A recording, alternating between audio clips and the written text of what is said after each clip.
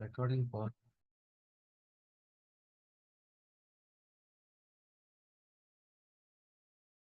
sites for corporates like Marico and Bajaj in her stint in India. We welcome you, Shazia Khan.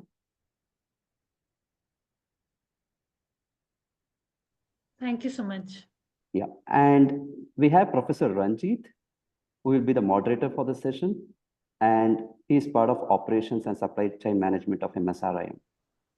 Before going into the session, I would request Professor Vikash Devta, head of R&D cell of MSRIM, to give an initial talk. Yeah, Dr. Vikash.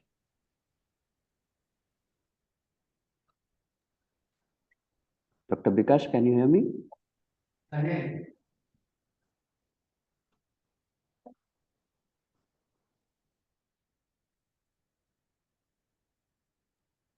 Okay, sorry. I think Vikash is held up with some other work.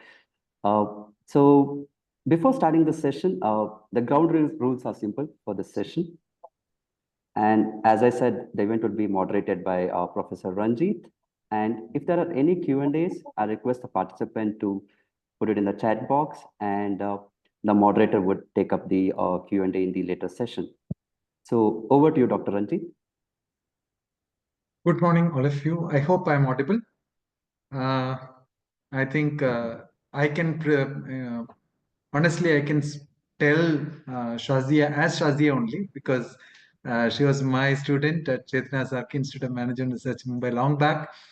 And it's good to see her back in another role. And I've been in touch with her for speaking to the students as well as to the faculty and industry fraternity for a long time. It's good to be with her, hearing from her about what is happening in the industry, and mind you, she also has experience in working with companies like Marico and Bajaj, so she will give a different perspective altogether. Already Anil has spoken about her profile. It's very rare to get students who reach to this level within 1.5 decade. So it is a testament to her dedication to the work, and uh, she has worked in most of the good research agencies in the country and abroad. So that way, her expertise will give a lot of valuable insights to the crowd gathered here online. Without much ado, I think I will request Shazia to start talking. After that, after her talk, if questions are there, please put the questions on the chat box. I think before I hand over the session to Shazia, I was just having a glimpse into the websites and other things to see what is happening. And I think one thing which has caught my attention is now, previously, I think some time back, when I was in Mumbai, research was hardly, I'm sure Shadi will agree to me, only maybe 1 or 2 students in the class will take up research as a career. Now, I think because of changes in happening in digitization, and the same time personalization happening, and a lot of qualitative research coming to the prominence, I foresee more people coming into the research area, combining personal experience, qualitative inputs, communication, and of course, the technology to give a different perspective to the research industry. I think that's the background on which I think Shazia can take it forward. Over to you, Shazia. Thank you so much, Ranjit sir, and I'm equally glad to be here and to see you after such a long time. I mean, it's been a while that we've been discussing this session, and now we finally get to do it. So I'm equally excited to be a part of this group. I'll talk about a few things that we are seeing now in the research industry, and you very rightly said that it's much beyond where we started and where when I joined the industry. I mean, it's not just somebody sitting behind a computer and doing something and things are happening, because there's much much more to what we see in research. And technology, digitization, AI, everything is kind of impacting the whole world, and so is it impacting the research world. And I'll talk about a few things that we do. I'll keep the session very, very simple. I don't want to get into a lot of technical aspects of what research is, because I'm sure everybody here knows a lot of it, and I'm sure knows more than what I'll do. But I'll talk about how research is being used in the industry, and what how do businesses see it, and hence how do people in the research see what they do, so that everybody here kind of gets an exposure to how, when they enter the industry, how are they actually looking at research, not just from a tools perspective, but how does it really add value to the business. I have a little presentation that I've prepared, but it's simply points that I want to talk about. I actually look forward more to the Q&A session to see where what the group here wants to understand. I'm just going to share my screen and use this as the talking points. Let me know when you guys can see it. Yeah. Yes, it's visible. Yeah. Yeah, you can see it. So let's quickly get into this. And so I'm going to be talking about the top trends that we are seeing in the market research strategy today, and applicable to the industry. So these are the top 5 trends that I kind of listed down from my experience in the industry so far, and what we are recently kind of focusing on and going forward with. Like I said, AI is taking the world to another level, and that's what we are seeing in the research world as well. So rise of AI and machine learning is like a very big trend. And I'll kind of, as I go along, speak about what does it mean to us as researchers and people in the industry. There is this constant rise of a price conscious consumer, much more than what it was earlier, because we've gone through a lot as people, right? I mean, we've evolved. COVID hit us. Technology is taking us forward. So everybody is now knows that there is a way to spend less money and get more, which is true for businesses and true for the research industry as well. So how are we kind of coping up with this price conscious consumer every day? There is a focus on emerging sectors. So like I said, I mean, 15 years ago when I entered the research industry, everybody who was doing research was mostly in FMCG. There was a very small segment of non FMCG players who were really doing or understood market research. But that's not true now. Everybody is evolved. Even categories like tourism, for example, a big move in the automobile sector. All of these sectors are kind of understanding research, understanding the value, and wanting to do a lot of market research, consumer understanding before they really move ahead with their strategy. So there is an evolving focus on these emerging sectors. There is a lot of focus on digital work. Like I said, digitization is hit every corner of the world, every small corner of the world. And that's where there is increased focus on digital, because the way we used to approach the entire work that we do in the industry, it has been evolving, and now even faster with machine learning, etc. And we have to keep up with this pace, so that we're more relevant. I mean, we've moved from paper questionnaires to online questionnaires, mobile questionnaires, and beyond that. I mean, the way we are looking at it, at a place there will be no questionnaires. There will only be a bot asking questions and the consumer giving the answer. So that's where the industry is moving, and that's where, for us to stay relevant, we need to understand what role will we play in the industry. And then, I mean, there is so much data available with digitization, that real time data is currently in demand. I mean, uh, running a survey and getting the data and waiting for 3 months kind of look at something is now a luxury. I mean, nobody really wants to sit and do that. There is a constant demand for real-time data, and businesses also have access to a lot of real-time data. So it's important as researchers for us to kind of adapt and see where we can help businesses with the data that is available, and how can we be as agile as possible.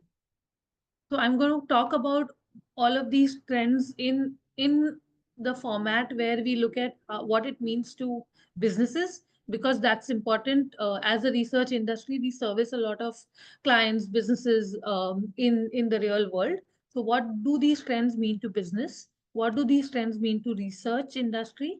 And what is it exactly that we are doing in this industry, in the corporate world, to pick up on these trends, just to give you an idea of what can you expect when you step out into this world. I'm going to go from 5 to 1 because I know, I mean, AI is like the elephant in the room, and I'll take some time to address it, but I'll talk about the rest of the trends first, and then we'll kind of focus on AI and a little bit more details into that, because that's something that everybody wants to know. So first thing that I'm going to talk about is the demand for real-time data. What does it mean to the business? So for business, it means immediate insights. It means they have market trends, they have consumer sentiments, they have their campaign performances at the click of a button. Everybody is seeing everything in real time, which means that the decision making is almost like every day, and there is a change in how they are responding to the market dynamics. What it means to us as researchers and people in the research industry is basically we need to offer one, data collection which is as real time as possible. Like I said, we can't be sitting on something and saying that we'll collect data for 3 months and then we will come back and tell you what can be done. That's, I mean, gone are those days. We're talking about real time data collection, real time analysis to meet these demands. So not waiting for the data to come in and then do the analysis, then submit something. So for this, there is a lot of investment that is happening in technologies which enable data collection. For example, there are all of these big agencies have their own panels that they now run for data collection, which makes the entire process very agile. They're not dependent on an interviewer to go and collect information and come back and then tell them something.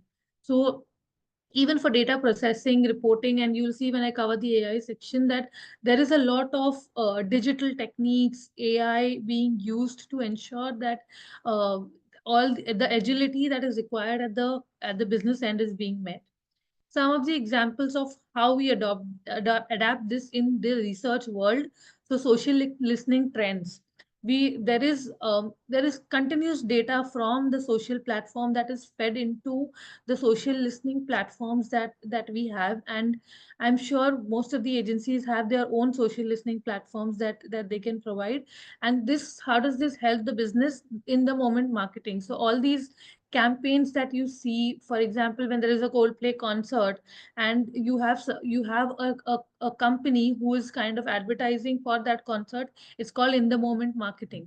So if you have to do campaigns and marketing at such a short notice, which is like almost every day, then you need data which is fed into you every day. So that's where a lot of technology comes into play.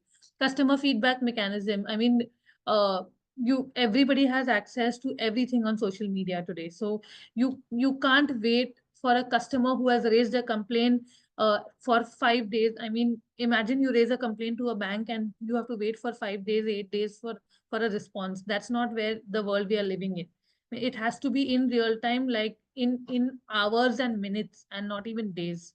So that's where there is the need for real time data, real time analysis. Bots. So we have uh, now there is a lot of shift happening from human intelligence to AI, from actual consumers to synthetic consumers. So there is a lot of technology in place where bots are doing what actually the interviewers were doing, and that's the reason why we are able to to move so fast with such a lot of information. So this is what real time data is being applied in the market research industry, and how we are able to meet this trend from the supplier perspective. The second one that I'm going to pick up is about increased focus on digital. What does it mean to the business? There is a lot of prioritization we are seeing from the business world when it comes to their online presence, when it comes to their digital marketing strategies. So even if you look at now the split of, say, a TV mainstream media versus the digital media, you will see increasing focus on digital marketing that businesses are doing, because that it's a more effective way of reaching out to the consumer. All of us are consumers here. How many of us really watch TV versus a Netflix or a YouTube? So that's where the consumer is moving. That's also where the industry needs to move, and that's hence where the entire research also needs to move. So what it hence definitely means is there has to be expertise in online research. I mean, there is no, this is not an option anymore. So everybody is moving to online research. The first priority on doing anything in the research world is online. And I mean, we do stuff face to face as well, but even qualitative research, for example, most of it is being done online, and it gives you access to so much more, such a wide audience to, I mean, we are able to talk today because of this online world. And sitting in another country, I'm able to talk to you because we have access to this information. We can work in multiple countries at large scale because of the online digital scope that we have. uh, Hence, what we are trying to do is engage with these people, reach out to these people in their digital space, because that's where they are. Are we doing this? For, like I was saying, in qualitative, most of the work that we are doing is online focused group discussions. So we have access to much more people and much broader set, because I'm not restricted by a FGD location where I need to call the people. It's accessible for the consumer, it's easier to do, and hence we get better data. We also accompany this with pre-task. So when I say pre-task, for example, if I want to do a focus group discussion among people who consume cheese, I can give them pre-task where they can collect that information, and they can answer questions beforehand with, say, something like a WhatsApp group, and I know from what mindset they are coming, and then it makes the discussion much more meaningful. Digital diaries. So I remember in our time when we needed to collect information about people and the products that they use, we used to place like a diary for 5 days, 7 days, and consumers used to fill that information, and then we used to evaluate it. Now with digitalization, it's very easy. You just have an app where you send that link to consumers, and you tell them to capture everything that they're doing, questions, and all of that is digitally available, easier for them, easier for us to analyze as well. Plus, I mean, it goes one step beyond just collecting information. We can do real-time pantry checks. For example, if I want to understand shampoo usage in a particular household, I don't just collect the information. I also collect the pictures of their closet, of their vanity, and those pictures are coded into an Excel sheet, if I may call it. So there is technology available today to look at a picture, to understand the brand, the product, the packaging, the claim, everything that that picture is saying, to put it into data. So I no longer need to ask the consumer on what they are using. I just need a picture of where they keep the stuff, and that's enough for me to collect the information. Compared to old times when you used to ask them, and then there were panels set up. So that's where the whole data collection and the whole process is moving when it comes to digitalization. I was talking about emerging sectors. So like I was saying, when when I started into research, it was the Unilevers and it was the PNGs who were doing most of the work, and the big businesses who were in the FMCG sector, because the belief was that that's where a lot of data is available, required, and people need to take frequent decisions. Not anymore. So if you look at the emerging sectors today, there is a lot of opportunity existing in these sectors, and that's where the businesses are trying to adapt. I mean, it's no longer a business forward decision when it comes to say a mall or a retail or even tourism, for example.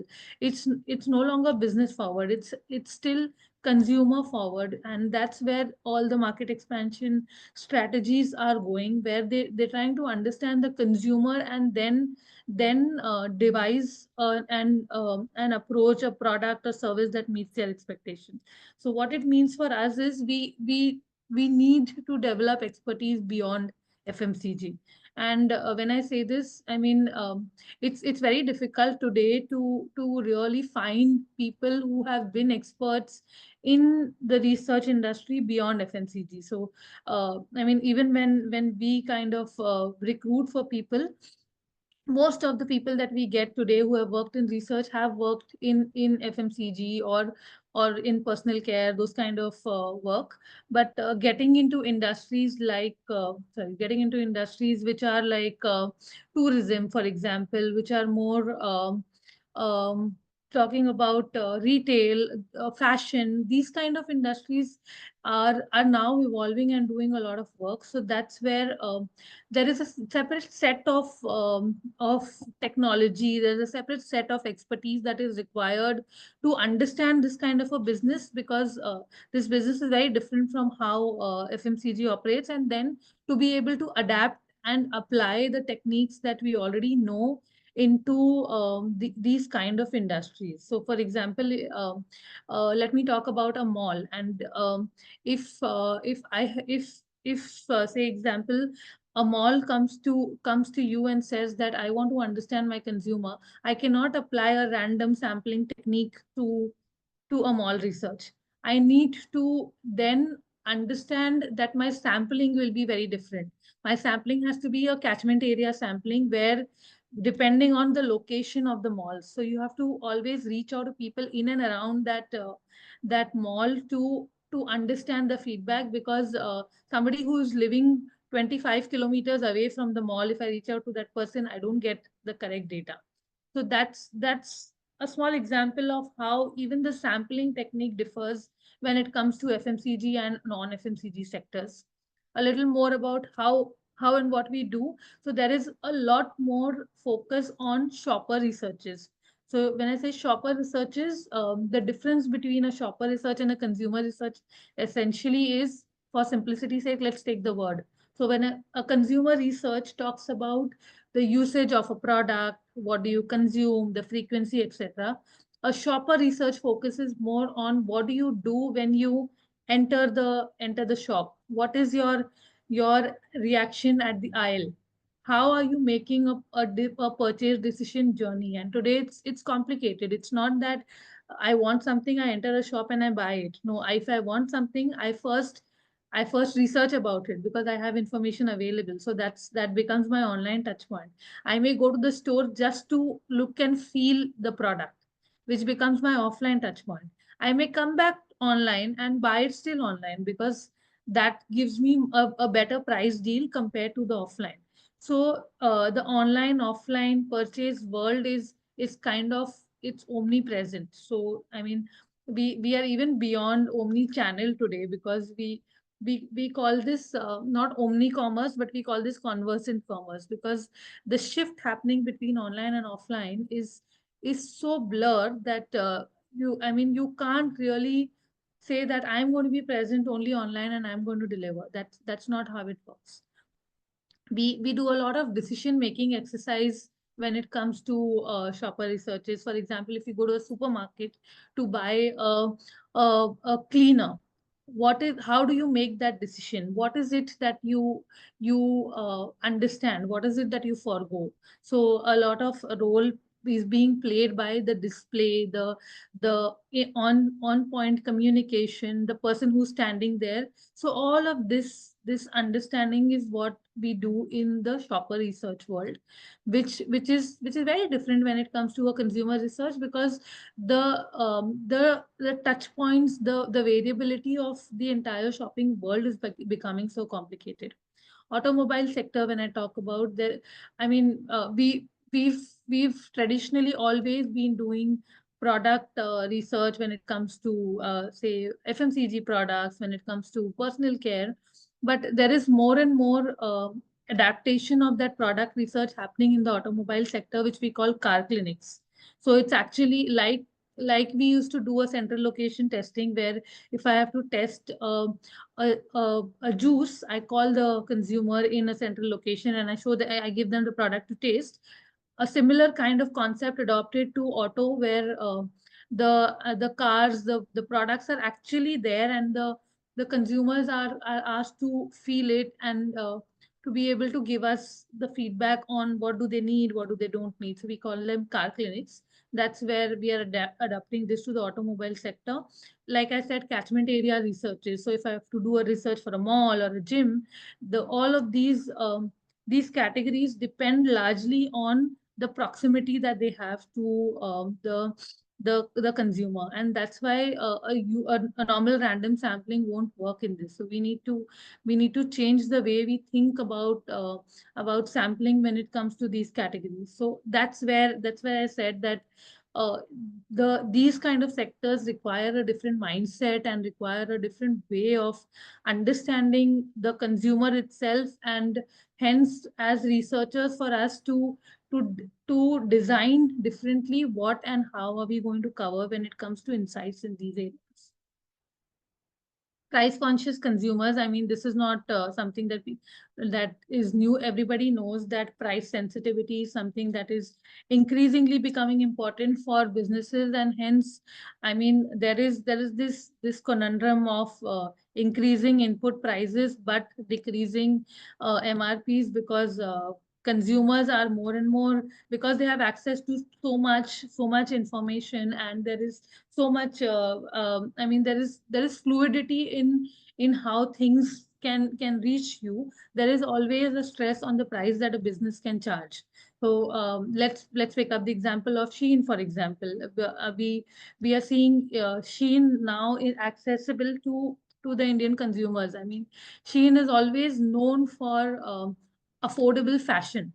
So if affordability in fashion, or for Zudio, for example, has been in talks for providing affordable fashion. If you have affordability at the same kind of quality and at the same time of offering that you're getting from the rest of the world, then it puts a conscious pressure on the big brands like the H&Ms and the Zaras to accordingly price their offerings, so that they don't lose business. So that's what the business world is entirely aware of and constantly trying to do. What it means for us as researchers is the whole focus on pricing research, pricing strategies, which becomes extremely important. And more we are seeing these kind of requests coming in from businesses, where they're talking about portfolio optimization. So I mean, gone is the time where you needed 50 SKUs on the aisle, because I mean, technically nobody is looking at the aisle today. Everybody has access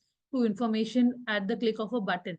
So portfolio optimization, trying to get the best ROI from lower resources, is what's becoming the focus of the business. Layout optimization. So I don't need like a huge shelf to be able to tell the consumer about the strength of my existence. And today it's you go to an Amazon and there are 10,000 listings there, which is easier to manage than going to a big basket and displaying your product in a big layout. So layout optimization work is something that is increasingly happening. Journey transformation researches. When I say journey transformation, it's essentially the shopping journey, where we try to understand what happens pre-purchase, what happens in the moment, and then post-purchase. And if you look at these entire journeys, I mean, the amount of time that consumers spend in this journey is varied. I mean, there are a set of people who spend like 5 minutes in the entire journey. There are a set of people who spend like 15 minutes. So it's no longer, I mean, it's not a world of averages anymore. So we need to continuously optimize and help these consumer journeys. So let me give you an example to make it simpler. For example, if I am a consumer who's trying to find a conditioner, and I'm looking for a brand, I know which brand I want. I plan the brand and I'm looking for that brand. So the role of the retailer Amazon is to help me find that brand, where the search optimization becomes very important. There is another consumer who's looking for a conditioner but doesn't know the brand she wants to buy. So in that case, the portfolio optimization becomes important, because for that consumer, she will need to see the entire list to be able to make a decision. So these are two different consumers trying to look for two different things. And as a business, I need to ensure that both of these are buying my brands. So how will I do? So hence there are two different journeys I'm catering to in different ways, which we are able to activate digitally today, because of the finer digital nuancing available when it comes to digital strategy. But how are we using this? Sorry, give me a second.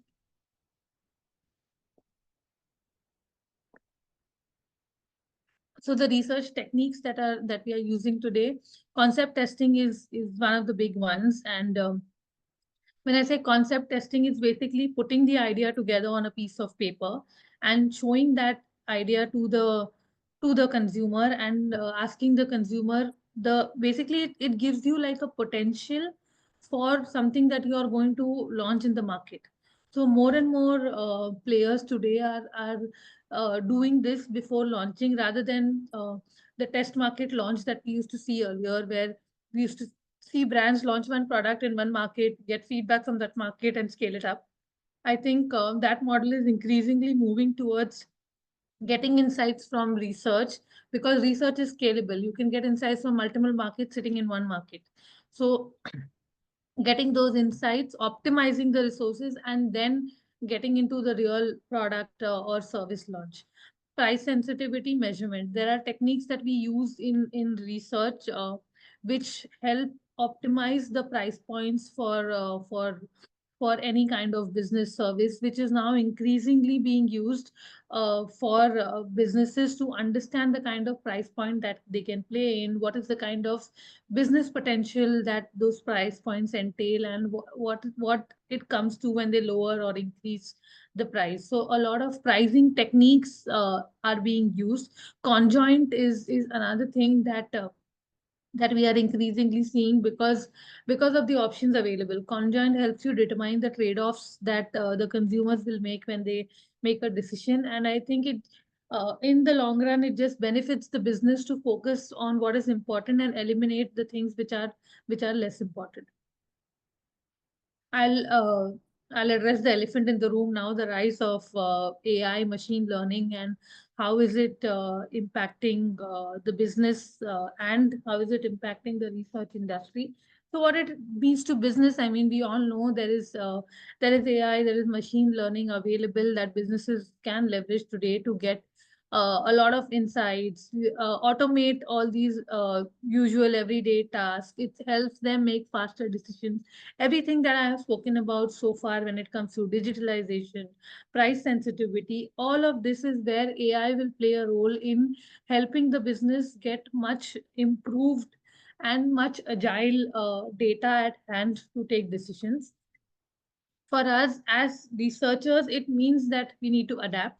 It means that we need to integrate this into the work we are doing. And no, it does not mean that the research industry is going to go away and everything is going to be run by AI. That's not what we foresee as an industry. But yes, it means that uh, we call it HI and AI. HI is the human intelligence and AI is the machine intelligence.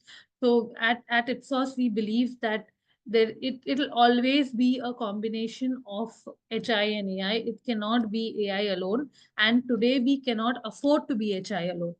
So that's how we are adapting to AI as technology, which means yes, there is investment in new technology.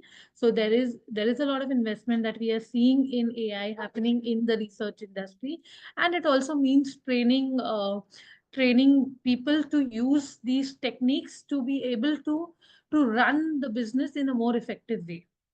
So that's where we have positioned AI when it comes to market research. And I'll say this again, it doesn't mean that researchers will not have a job in future. So that's not what it implies. It just implies that we have to embrace this technology, and we have to ensure that it eliminates a lot of work, non value adding work that we as researchers do, and it then elevates our thinking. So once you let AI do all the non-value adding work, then there is the human intelligence that is required to do the thinking and the other bits of the work, which is what clients value. So I think that's how the focus is, and that's how it's going to be. How are we adopting this in research techniques? And I'll talk about these things. I also have a few slides to show you how we are doing this at Ipsos. So it's helping us handle volumes of data. For example, imagine there are 15 groups, FGDs that you've done, and you have transcripts for 15 groups. If it's a researcher, she has to go through those 30 page of transcripts into 15 to really pick up insights from there, right? Today AI is helping us do that. So if I feed those 15 transcripts into an AI, and if I tell the AI to generate the key insight basis the business questions, I have that at a click of a button. So that's where AI is helping me look at this data. I have multiple survey data. I'm collecting, say, a survey of 1,000 respondents. I have secondary data of 4 companies. I want to put all of this into one meaningful piece for a client.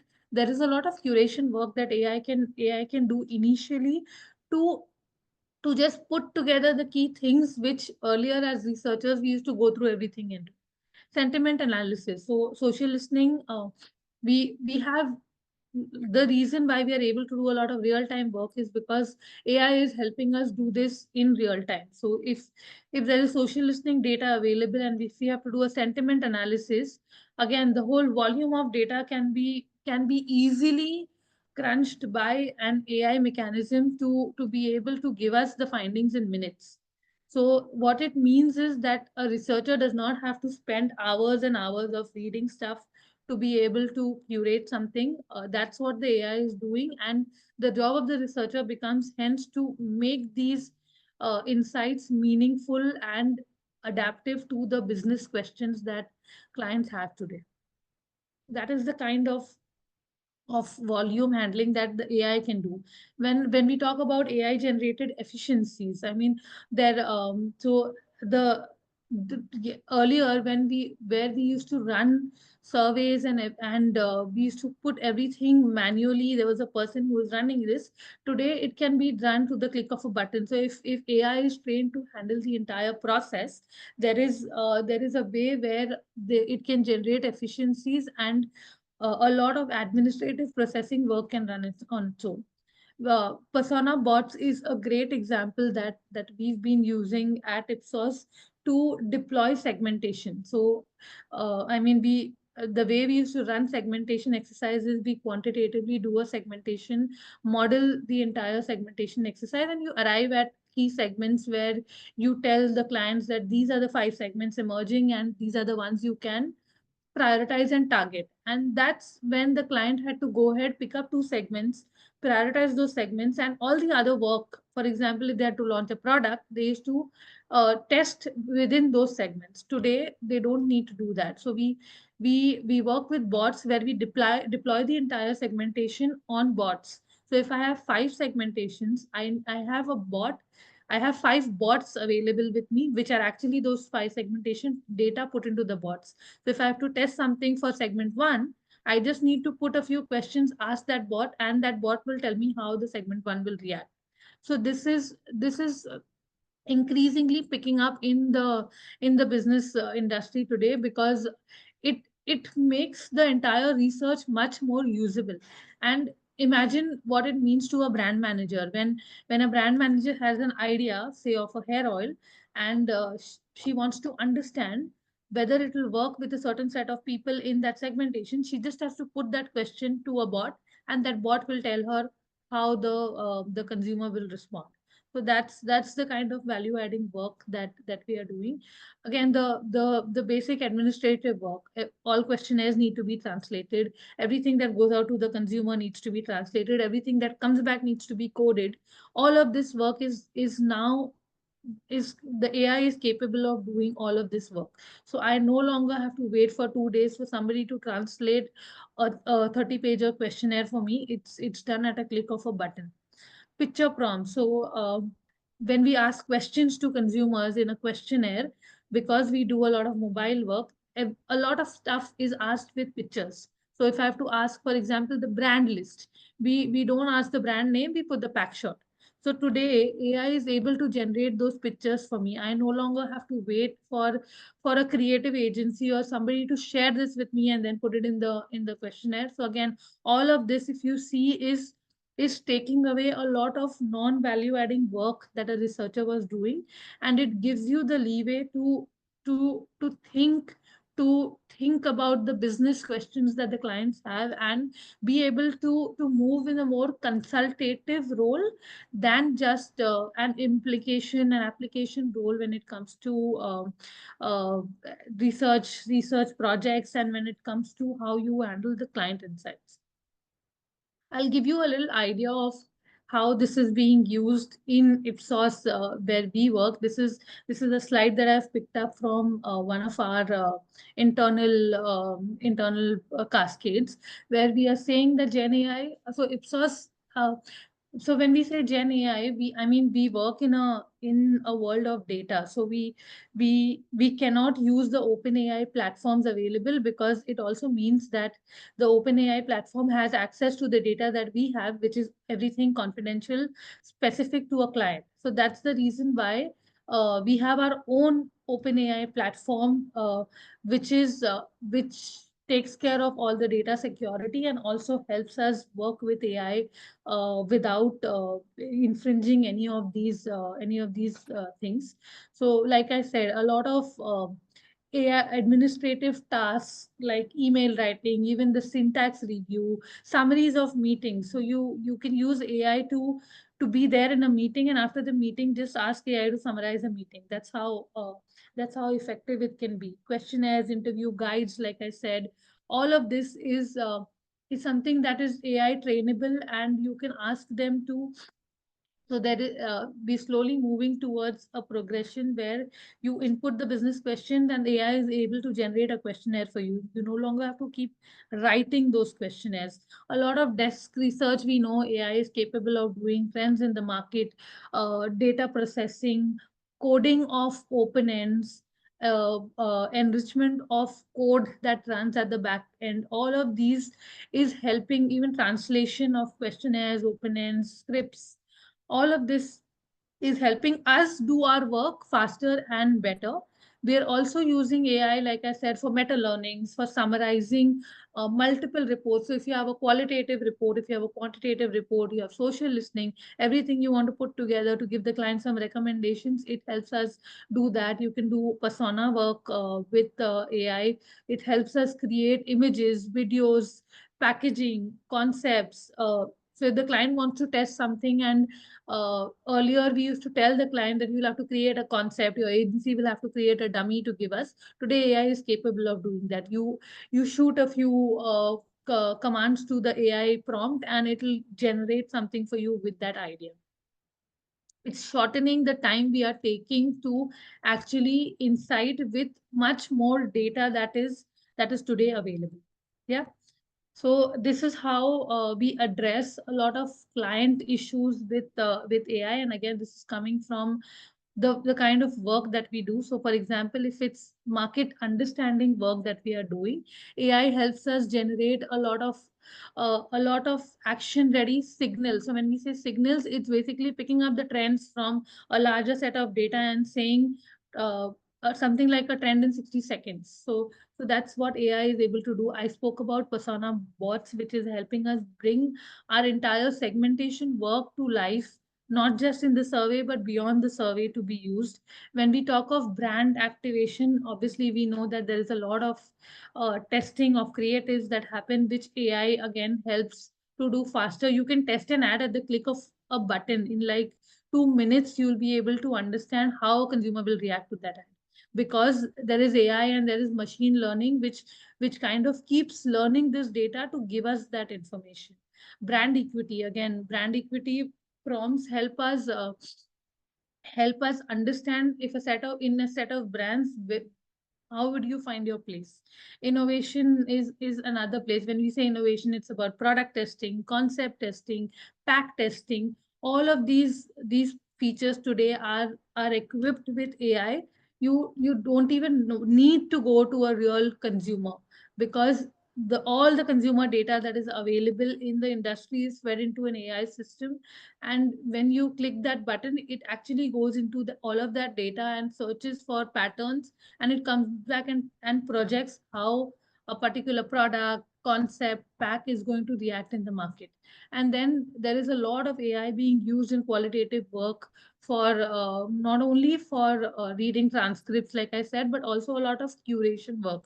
So when you do qualitative, you keep generating a lot of consumer information. So today, if I'm doing a group, for example, about a shampoo, I'm still talking about hair care, and I'm still talking about how people take care of their self and about beauty.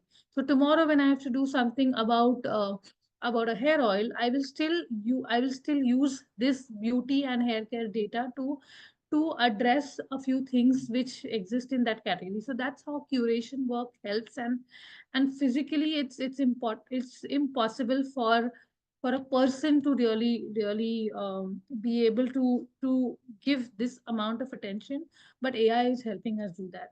So hence, like I said, AI is not here to eliminate the work that researchers do, but it's here to aid researchers to be able to move to consultative roles and adapt more to the business needs that businesses have today. I think that's what I have from what I wanted to talk about the industry. I hope some of it made sense to you, if not all of it. But I'm happy to take any questions.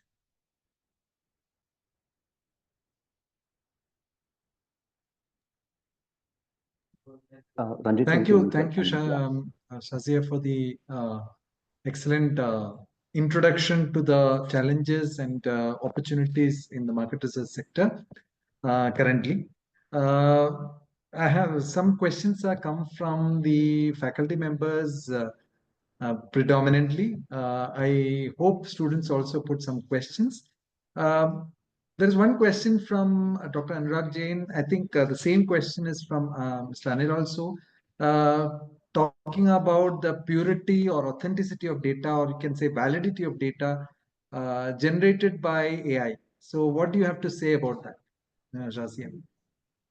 So, see, AI, the way, like I said, right, the topmost priority for research agencies is data security.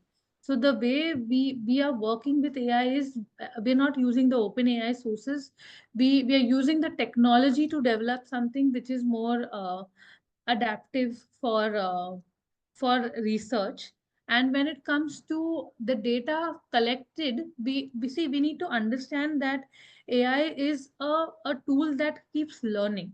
So as a research industry, we are still relying on primary data, which is the data that is coming from the consumer, but it is fed into that AI system, into that machine learning system, for it to be able to give us the trends, techniques, everything that we are looking for.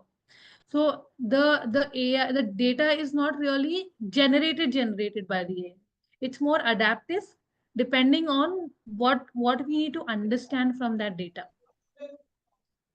So even when I say bots, for example, the the data is not coming in from a third source. The data is being fed with the primary data that we have collected, and then the curation, the adaptation of that data is where AI is playing a big role today. Okay. Thank you for the answer. There is a question from Dr. Bikash. What are the ethical considerations of AI and digitization in the GCC's diverse cultural landscape? I think the So similar question is there from my side also. When you shifted from India to the Gulf countries, what are the changes which has happened over the time? I think these questions are a little bit similar. See, largely, I mean, when it comes to the research industry, the way data is being used, the trends, etc., they remain much similar. Okay. In fact, even when I talk about the entire GCC landscape, we speak about a very big part of this GCC landscape is Saudi Arabia.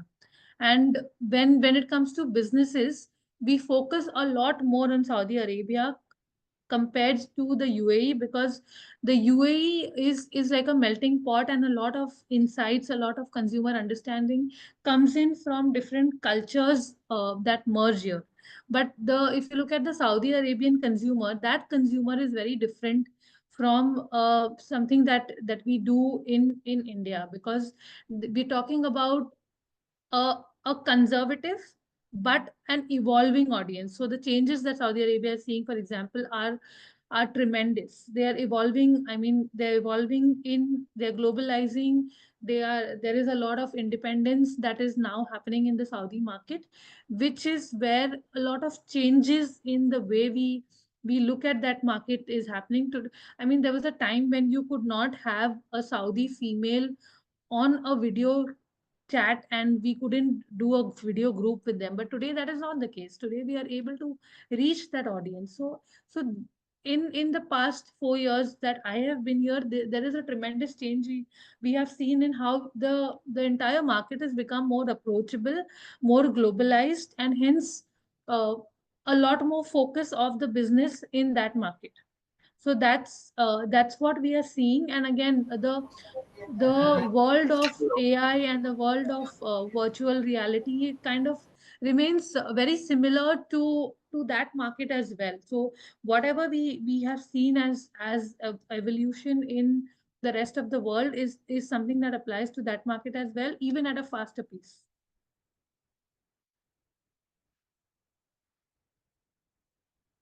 So you're on mute. There is a question from Mr. Jubair. How do we determine the right target audience for research? So At least in the case of when you are doing your work, how do you determine? And does it change over the between the agencies? So, see, between the agencies, it may not change, but because there is a fundamental way of defining the target audience, which whoever does it will do it, but it depends on the business question that you're answering. For example, if my client has a question that I want to understand the penetration of milk in a certain country, then my target audience I know has to be a random base representative of that country, right? If my client wants to understand that I'm going to be launching a new pack, and I want to understand whether my consumers will like it or not, then my target audience has to be the user of that particular brand and not a random sample. So that's how so it everything when it comes to the TG definition depends on the client business question that we are trying to address. One question from Mr. Hirendra Soni. Can AI also help to generate responses based on a set of already collected responses? Yes, yes. So I'll give you a few examples. So, for example, we do a lot of creative testing work, right? So I mean, over these so many years, we have collective data of like thousands of ads that we have tested and collected, which now can be fed into the machine, and AI can help if there is a new ad that comes in. what AI can do is it can look into that entire gamut of information that is available, create a pattern, and come back and predict how that new ad is going to perform in the market. So it is already collected responses. There is a pattern that they see, and there is a response that AI can give you. So that's definitely something that is one of the biggest uses of AI that we are doing. Even the persona bots I talked about is already collected responses fed into a system, and then you can ask that system for any question you want related to that category. Okay, thank you. Before we go to the next question, dear participants, we are going to put the link for the feedback. Please complete the feedback for the session. It will help us as well as Shazia to plan for the future endeavors and find out how everyone will benefit. So please fill it up. Let's go to the next question. I think Ananya Rai, how can businesses upskill their workforce to adapt to the AI advancements? So, I mean, the way AI is being used in the business, honestly, it's not rocket science. I mean, it's a machine, and for any machine is the input that you give to that machine is what will generate the right output. So the way we try to train our, I mean, definitely there is a lot of technological investment that goes into making these systems, but what we try to do is make these very, very simple so that anybody can use it. So the training that we give to our workforces, most importantly, is to write the correct prompts, because that's one thing that becomes very important when it comes to generative AI, because the correctness of your prompt gives you the right data. So that's, I mean, that's the basic kind of training that we are doing as organizations. We are ensuring that everybody is capable of using these technologies, because it's there to help us in our own work. We are running certifications to ensure that that people are, one, aware of what AI can do, and how can they use it in their regular work, and then the correct prompts and those kind of things, because we can't train everybody on technology when it comes to AI, but we can train them on how to use it, which is what becomes important. Okay. Dr. Bikash had a question. How are Dubai or GCC countries utilizing metaverse and virtual reality in the marketing research domain? So, like I said, I mean, we are still evolving when it comes to when it comes to all of these. So, virtual reality, for example, in some of the stimulus-led research is where VR is being, it can be used. I'm not saying it's being used, because today it still becomes a very expensive technology versus what is already available. So, for example, if I have to do, we have tools where if I have to do a pack research or if I have to do a shelf research, we can use VR to create, a virtual shelf, a virtual pack, and be able to do that research. But that technology today is still very expensive and hence not used extensively. I think eye tracking is something that we use much more easily, because the hardware for these is easily available. So you don't need to any longer ask the consumer on where is your eyeball moving, for example. You're able to do that with VR and with eye tracking techniques. But it's niche right now. It's still evolving, given the kind of investment that is required into the hardware of this technology. Yep. Thank you. Mr. Gaur Saha has a question. Do you adopt some predictive analytics based on the data that you collect through AI tools? So like I said, today we are not in the phase where we are collecting data using AI. We are still collecting data with real time consumers. We are using that data with AI to help us uh, understand that data better, because we've not reached a stage today where businesses are open to really um, getting responses from a synthetic consumer, for example. When I say synthetic consumer, it's not a real consumer, but it's more to do with uh, just the AI consumer will be able to answer it. So everything that we are doing in AI is consumer fed data, which is then being used in different ways to be able to predict. So predictive techniques are being used, yes, but that's being used on the repository of consumer data that we already have, not on the basis of AI generated. Okay. Yeah, Mr. Trilojan had a question. Is AI or machine learning helpful for every research? Uh, Helpful for, I would say helpful for every researcher, because what AI helps you do is, and like I said, eliminates the non-value adding work. So if a researcher has to write a questionnaire in English and translate it to Hindi, uh, I have I as a researcher write it in English, AI writes it for me in Hindi. So it, in every research, every project that we do, there is a role that AI plays, which helps me elevate my own role. So that's how AI is helping me today. Dr. Meghna had a question. How to train students, referring to slide number 17, how to train students to be job ready? Our constraint is not accessible to data. Can you please suggest some tools we can incorporate in our teaching, for example, personal boards? So when we teach, how do we connect to the students at the same time be completely relevant?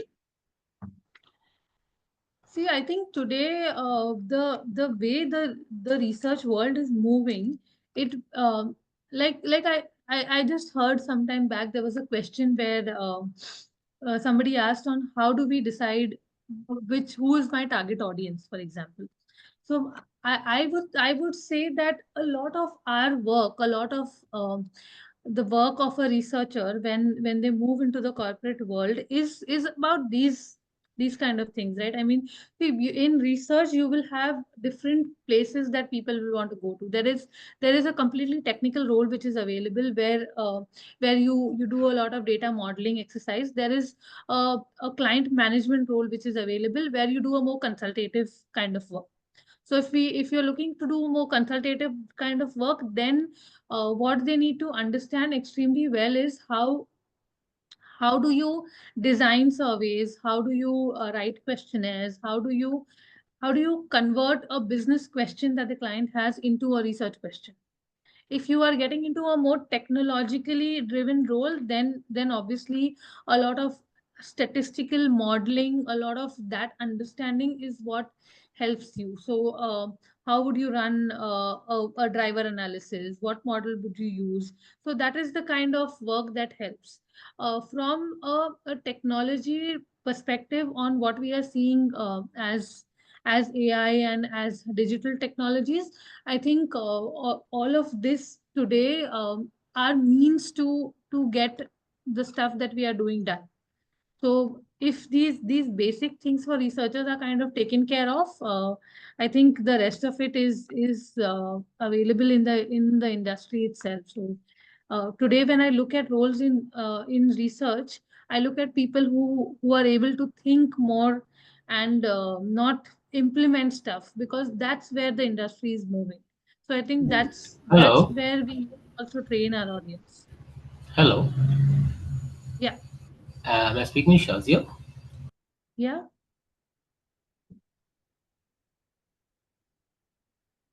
Yes, please ask questions if it is there, Binesh. Okay. Otherwise, please put it in the chat box. Okay, we'll go to the last two questions. One question which I will combine Anil's question as well as Sangas's question.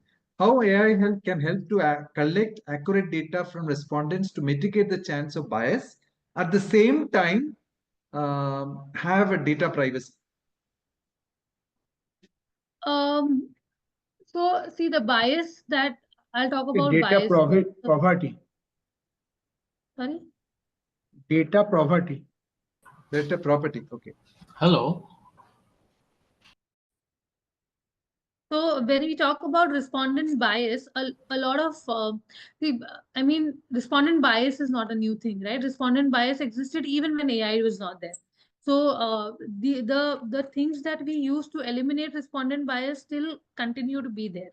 So for example, one very important thing to look at when you are considering respondent bias is the way you're designing your questionnaires. So that's where the role of human intelligence, like I was saying, comes into play, because that's how your AI needs to be trained.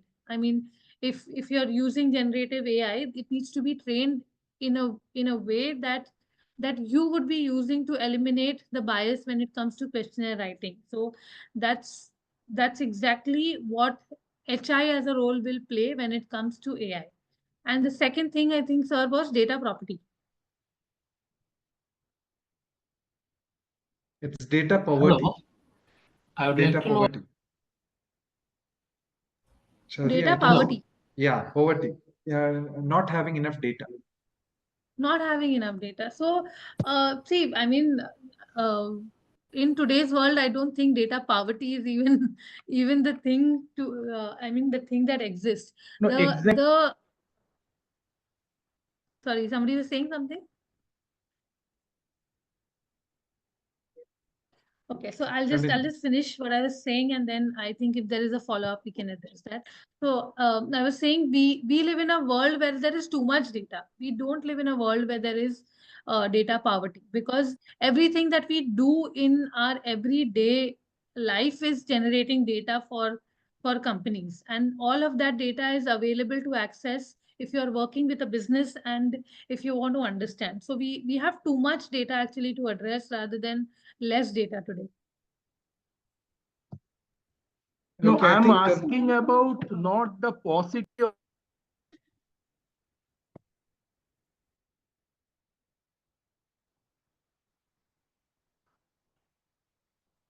So, anyway, Dr. Ranjit. I think Yeah.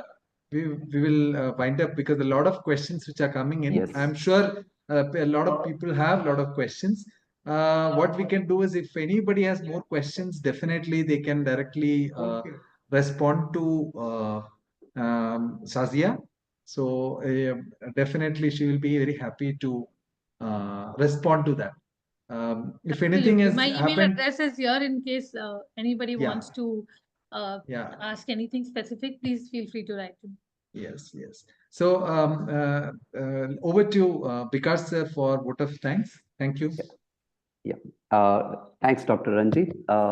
I think like we have passed beyond our timing of 12 p.m. So it means that the session was very successful. In a sense, like audience, the participant wanted to ask more questions and it has passed our scheduled time. So Shazia, like it was absolutely fantastic. And it really gave us insight into what is the real world business problem and how it is being addressed through various research techniques. And you also threw light on how the AI is changing the whole business research methods, right? So it was very insightful to us. In a sense, I come from the policy background, public policy background. I was able to align with my own research area. I hope like people from different domains can see from their perspective. It was absolutely fantastic, and kindly accept our heartfelt gratitude from MSRIM for participating in this. And I hope we can continue this collaboration, and we can have more such sessions in the coming days. And I also thank Professor Ranjit for organizing this session and bringing Shazia for this platform. And you were brilliant for steering this whole discussion. So thank you very much. And Anil, let me also Vikas, thank a couple of people, yes, I know you Dr. have been Vikas, you have been very excited about it. I know you Yes. have been driving it. Let me also have the honor of thanking a couple of people, Yes. So any event come to a conclusion, the success of event is based on two stakeholders, one the external and the internal. So first of all, I'd like to thank Sazia in accepting our invitation. And as my colleague already talked about it, Anil, so I'll not go in depth. I'd also like to thank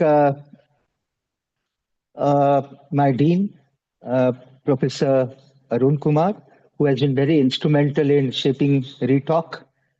I'll also like to help my colleague and good friend, Professor Ranjit, in connecting Shazia with us.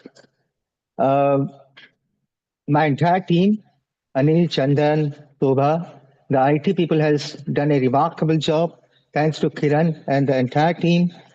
The head international relations, Sasin, to take the particular session overseas, the entire marketing team, the teaching as well as non-teaching staff. No event comes to a success without the participation. So let me tell you, we got 250 plus registration, and I can see very well that out of them, almost 140 people participated in this particular forum. And the participants are from various universities, business house, as I mentioned, from India as well as overseas. I must read a couple of names. They are from Lexicon, Pune, PIMSR, Penn University, US, DYPI, MCA, Sansera Engineering, Kiskinda University, University of IT and Communication, Sasadripuram College, Trident Academy, our own sister concern, MS Ramaya Institute of Technology, UMK, Malaysia, Kuvempu University, Presidency University, GK Educational Society, Claremont Business School at Paris, Indus Business School, Base University, Dr. NSAM First Grade College, Nagarjuna College, Sambran Academy, KITS Orissa, Tumkur University, Chanakya, RUAS, ABBS, Merck Pharmaceutical, HP, to name a couple of them. So I'm sure like all the participants got fantastic insight from Nazia. Due to lack of time, we encourage all the participants whose questions was not being resolved can directly get in touch with us as well as Nazia. We'll take it forward. Thank you so much, all of you, and have a fantastic day. I request once again, those who have not given the feedback, kindly give your feedback. It will help us. And Shazia, once again, thank you so much. Thank you, My pleasure. Shazia. Thank you. Thank you, Thank Shazia. Thank you. Thank you, Thank you Professor so Ranjit. much. Thank It you. was a pleasure talking to people. Yes, thank you. Bye.